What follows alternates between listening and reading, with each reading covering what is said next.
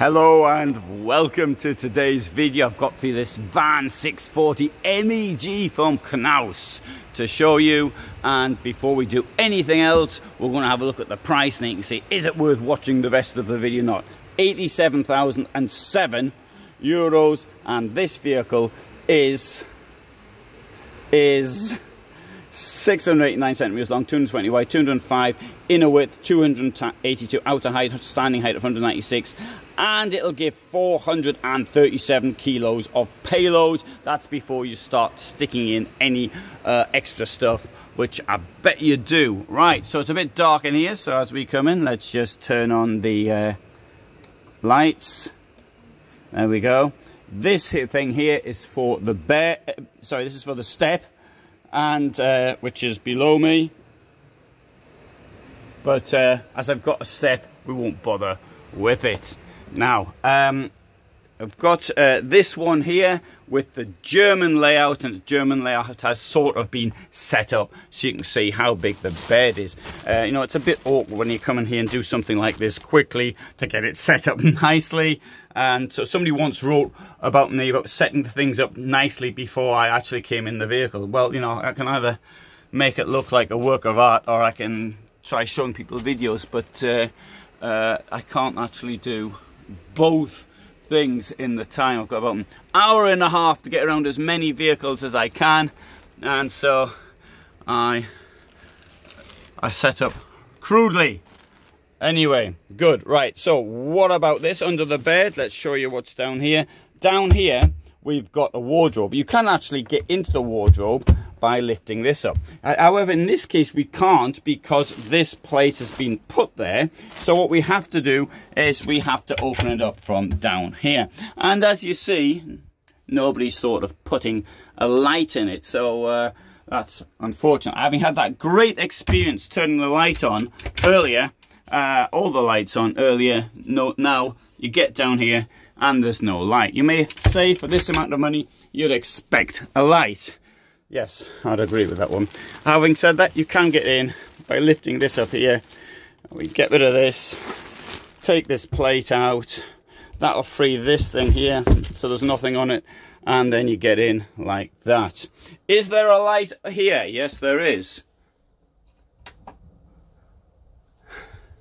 And got their washroom. It's got a false wall, because when you're having a shower, there you go, there's the shower, pull the shower out, and it goes up there like that. You probably wouldn't want to get this bit there with electrics wet. I'm assuming probably wouldn't, maybe you would, but no. So we open this up like this, that gets stuck, we'll have another go, it's going to get stuck again. So what we're going to do is we're going to pull this out, put that round there like that, pull this out like that, and voila, you've got a place to have a shower in. And I think there's quite a lot of room. To demonstrate how much room there is, I'm going to put this back in here like that, and I'm going to come in the shower. There's me, and you can see there's a bit of space above my head. Of course, I wouldn't be in the shower normally with my shoes on.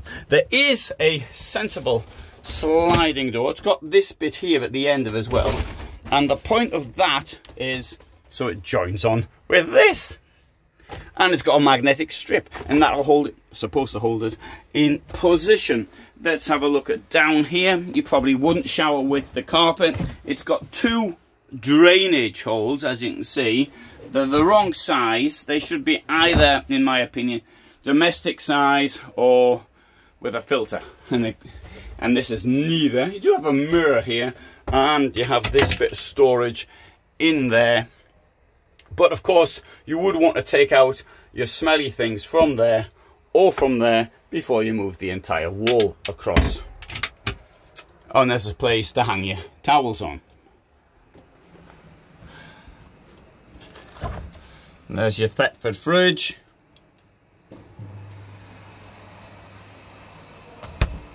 And there's a wider angle for everything.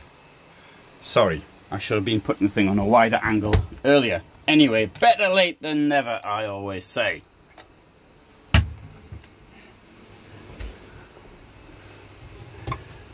Two burners, large drawer, large drawer. Nothing on the sides. That'll be handy for when you sort of everything sort of gets moved when you're moving, and it gets stuck down there, and then you can't open the drawer. We've got here skylights, letting stacks of light in, square table, and television, which I just learned on uses. It's got an F rating on the efficiency for the electrical energy, which isn't very good. Stacks of space up there. With a motorhome, above all, with electrical energy, you've got to be really, really, really careful on it. Right, good. Shall we have a look around the outside now? Oh, there's an extension to the kitchen, like that, and there is a mosquito net in the door, and a window in the door. I do like a window. This is on the MAN base, an MAN basis. I see is the garage. They've got a system for dogs, carrying dogs in the rear of the vehicle. And here's a bar. I've seen a bar like that before in here. I'm sure it comes in highly useful for something. They're cleaning the place up. You know, I've got a choice. I can either film with the noise of the hoovers in the background, or I can get stacks of people. But there's so many people here now. I just at this event, I just cannot do it. Right, here we have space for the electricity, the batteries, and personally, this is an AGM. AGM definitely these days. Lithium ferrous phosphate batteries. Give these AGM ones a complete miss. I don't know how long you'll be able to watch that television for, but I don't think it's going to be very long. So that is what I suggest. Getting a decent inverter, and then you can use your 230 volt equipment as well. So there is a bit of space down there, but you could of course use this space down here for batteries as well. I did that in a previous vehicle.